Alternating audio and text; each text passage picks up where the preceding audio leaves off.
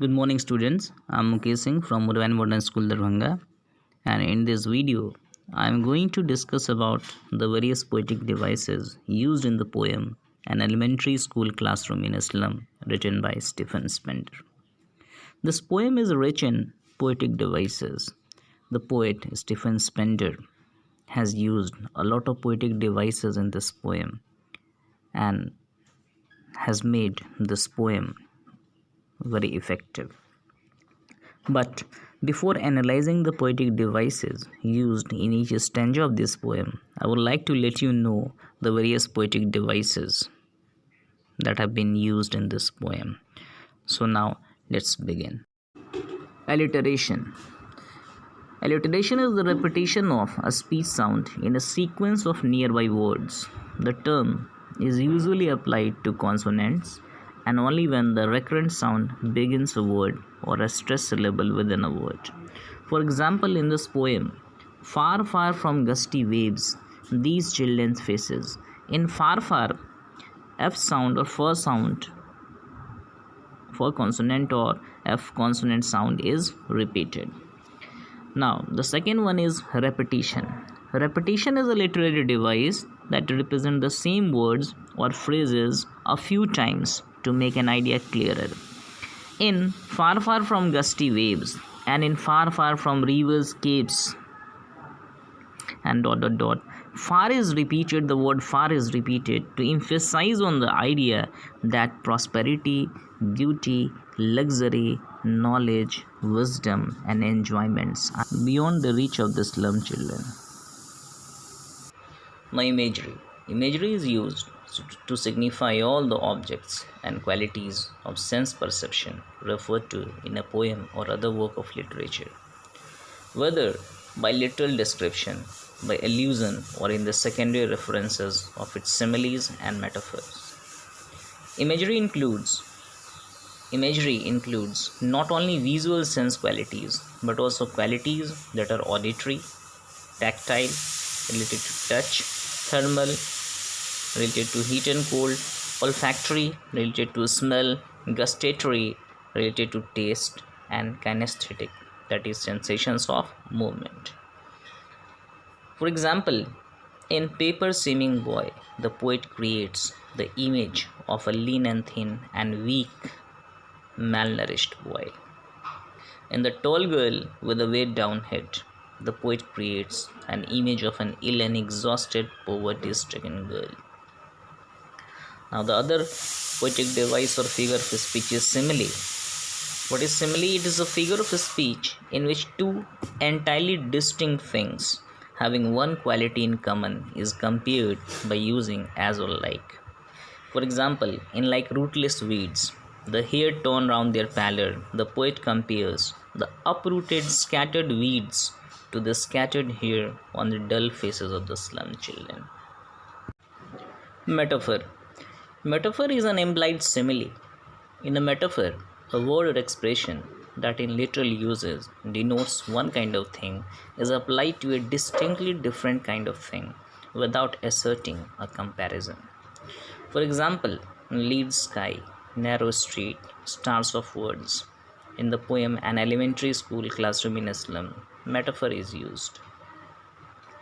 Then comes symbolism. Symbolism is a literary device that uses symbols, be they words, people, marks, locations, or abstract ideas, to represent something beyond the literal meaning. In Squirrel's Game symbolizes freedom and enjoyment. Civilized home riding on cities symbolizes the progressive, prosperous, and civilized society. Pun. Pun is a play on words that are either identical in sound or very similar in sound, but are sharply diverse in meaning. A special type of pun, known as the equivoque, is the use of a single word or phrase which has two disparate meanings. For example, in reciting his lesson, there is the use of pun in the word lesson. One meaning of lesson is the lesson of the class, and the other meaning is the lesson of inheriting diseases from his father that the boy is reciting. Then comes allusion. Allusion is a passing reference without explicit identification to a literary or historical person, place, or event, or to another literary work or passage. In this poem, in the poem An Elementary School Classroom in a Slum, there is a reference of Shakespeare and Tarole's Valley. So allusion is used here in this poem. Now let's go through each stanza of this poem and analyze the various poetic devices used in each stanza of the poem.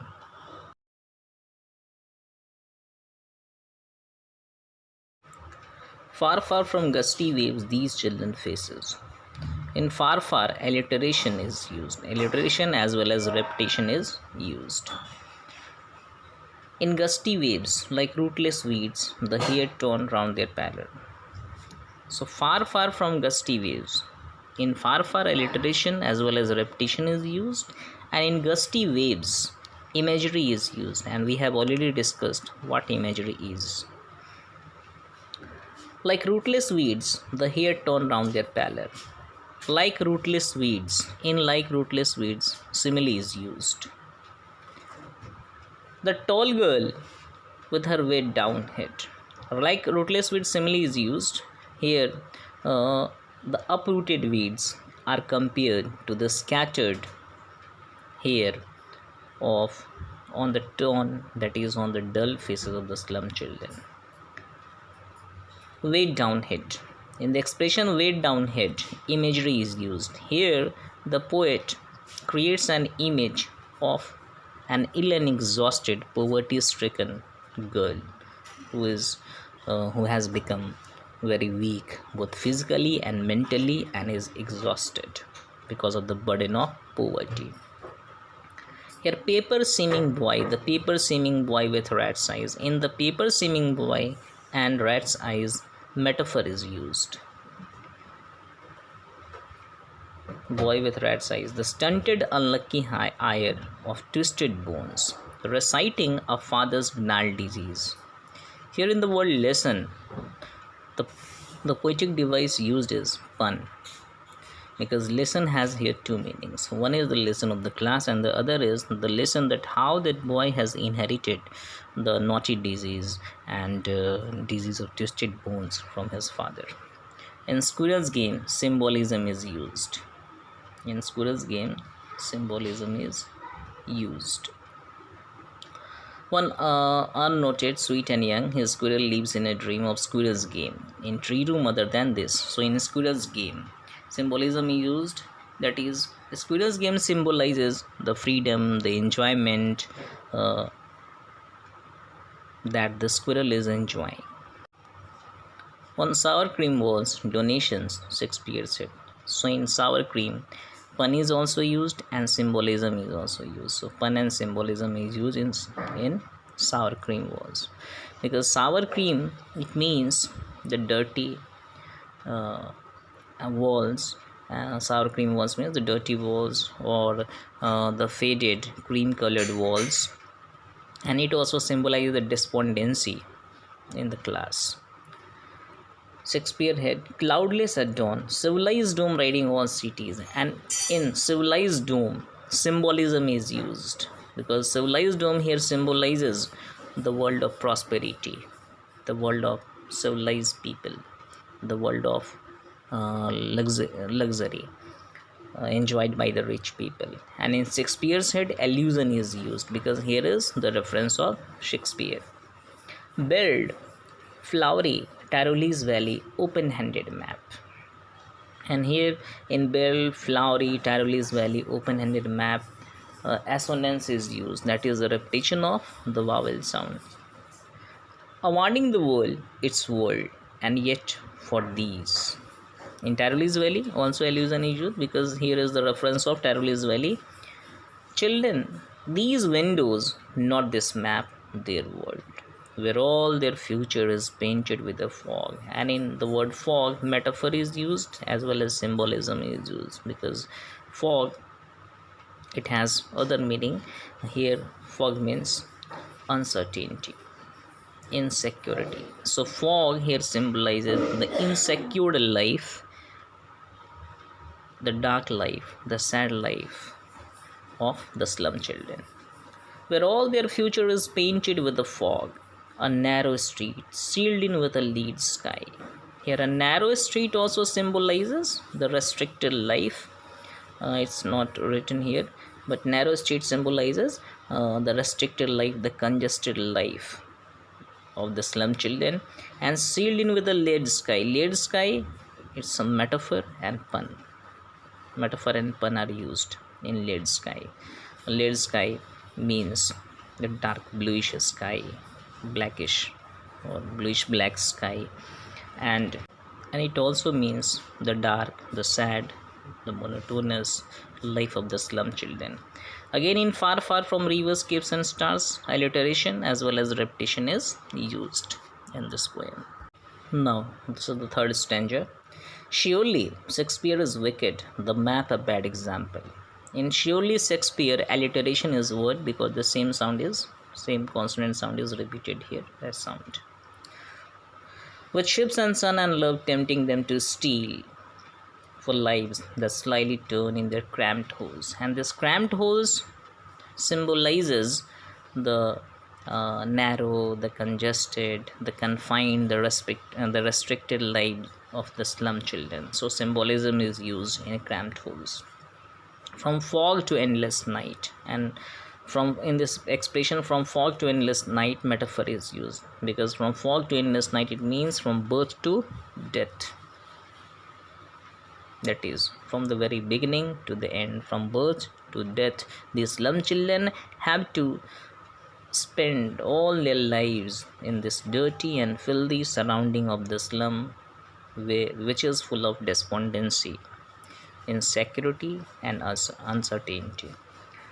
On the slag heap, these children. Here, slag heap, in slag heap metaphor is used. Okay, the slag heap it refers to the dirty body of the slum children, which again symbolizes the poverty of the slum children. Where skins peep through by bones. On their slag heap, these children wear skins peep through by bones and spectacles of steel. So skin peep through by bones and mended glass symbolism is used. Okay, this symbolizes the extreme poverty of the slum children. They are so malnourished, underfed, they are so poor, and their condition is so bad that their bones peep out through their skins. And they wear spectacles of steel with mended glass. Mended glass means repaired glass. Okay, like bottle bits. In like bottle bits, simile is used. The figure of speech is simile because it is compared. It means their mended glasses are compared to the broken pieces of bottles. All of their time and space are foggy slum.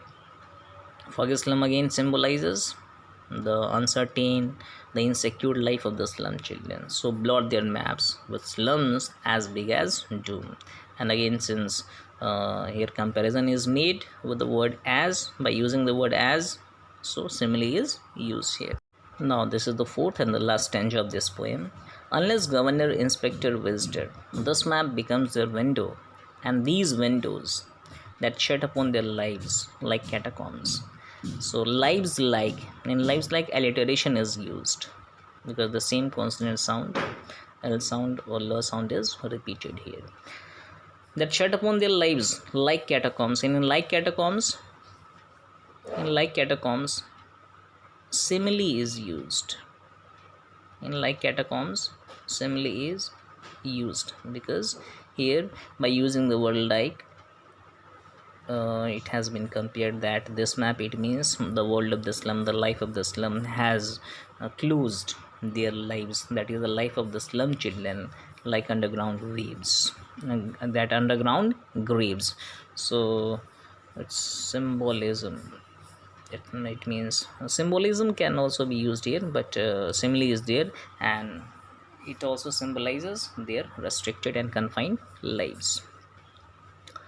Break or break till they break the town. In break or break, alliteration is used. till they break the town, and show the children to green fields. Here green fields symbolizes the prosperity and freedom, and make their world run as you on gold sands. Here gold sands also symbolizes the prosperity. Run naked into books. The white and green leaves open. Run naked into books. Metaphor is used here. It means here the poet means to say that these slum children should get or should be provided education, and then only they would be able to express themselves freely. So we have discussed all the figures of speech used here, all the poetic devices used here in this poem. So thank you very much for watching this video.